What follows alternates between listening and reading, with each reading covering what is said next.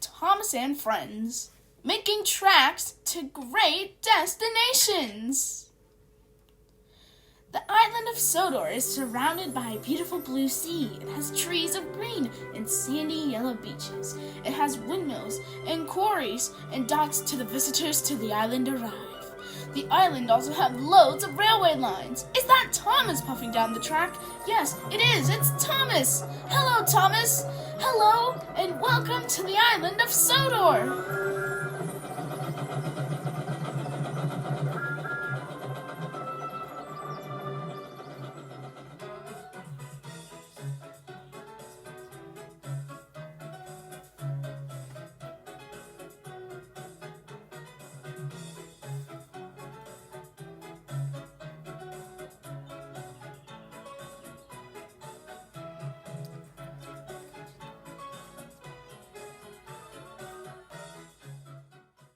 On the island of Sodor, some engines are forgotten about. Engines like Edward don't always think about it. But when it's brought up, he will change the conversation. Secrets are always things you should share when it's serious, but some can make you feel embarrassed when you tell another person. And asking what's happening can make someone feel sad. On the island of Sodor, Gordon was waking up. Toby woke up pretty tired. Percy woke up not too much later, feeling very pleased. Percy was talking to Gordon and Toby when Emily woke up. Oh yeah, this episode's called Emily's Secret, but no one was paying attention to her. Everyone was paying attention to Spencer, the silver A4. He was getting ready to get 2 important passengers around the island. Oh no, not him, Gordon said. What's up, Gordon? Asked Henry. Gordon had a secret he'd never told anyone. Not Spencer, and not even me, the narrator. Emily noticed it was snowing, and she got worried. Soon, Spencer was off, and Toby and Gordon too, leaving Tidmouth Sheds behind. Are you okay, Emily? Asked Percy. Of course, I'm fine, Emily said. But you look sad, said Thomas in a sleepy voice. Fine. It's just that it makes me feel upset and silly just thinking about it, Emily exclaimed. Oh, okay, said Percy. They didn't want to bother Emily. Times before where they bothered Emily, she got very upset. Emily was about to leave to the big station called Knapford. When Edward spoke up, he told Emily she had to wear her snowplow no matter what. Emily tried to ignore Edward when Sir Topham Hatt conveniently appeared. Oh, sir, you scared the fire out of my firebox, Emily said. Sorry, Emily, but before you go, you need to get your snowplow fitted by my order, said Sir Topham Hatt. Emily was also a very obedient engine and would only take orders from Sir Topham Hatt. She had it fitted, but it didn't fit, so she had to wait. But she was also a very impatient engine, so she told the fitters she would come back after they found a good enough one. It was very snowy, and Emily was having problems puffing. The type of engine Emily had 2 big driving wheels. The driving wheels are the wheels that make the engine propel itself forward.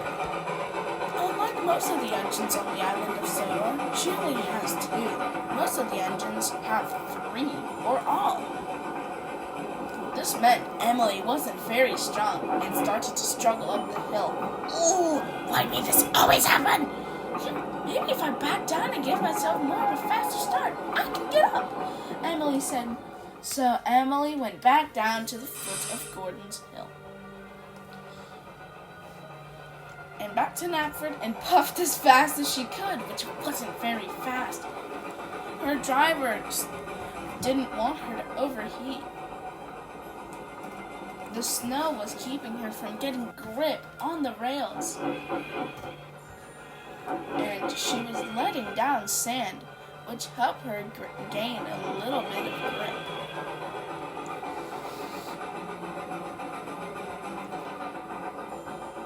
on the other side of the hill, a snowdrift had been created. And Emily couldn't clear it without her snowplow. She screeched on her brakes and stopped just in time. Phew, that could have been worse, Emily said. But Duck was coming down the line. But as Emily was backing up, she whistled to let the other engines know she was backing up, as it was a rule, onto Topham Hatt's railway. But Duck heard the whistles too late and bumped into Emily. Oops. Oh dear, said Duck.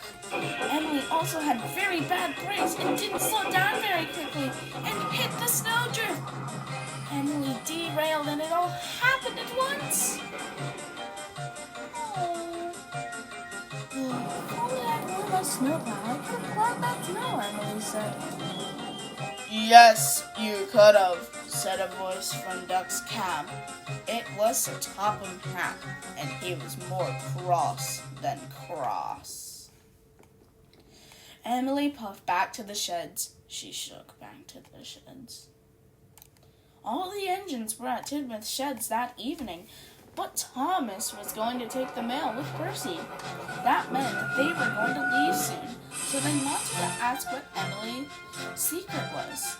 Emily was starting to shake and quiver as she did earlier. She looked towards the snow in the snowplow.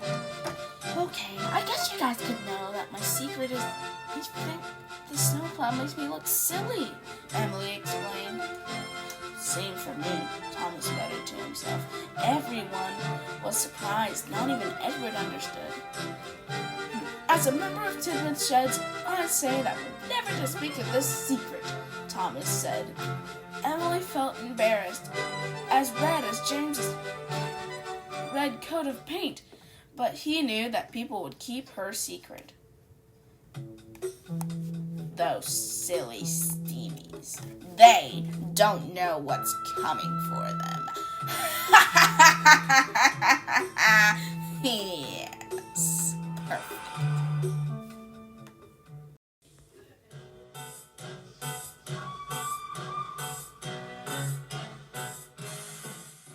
They're two, they're four, they're six, they're eight, shunting trucks and hauling freight, red and green and brown and blue. They're the really useful crew, all with different roles to play. Around Tidmouth Sheds or far away, down the hills and round the bends, Thomas and his friends.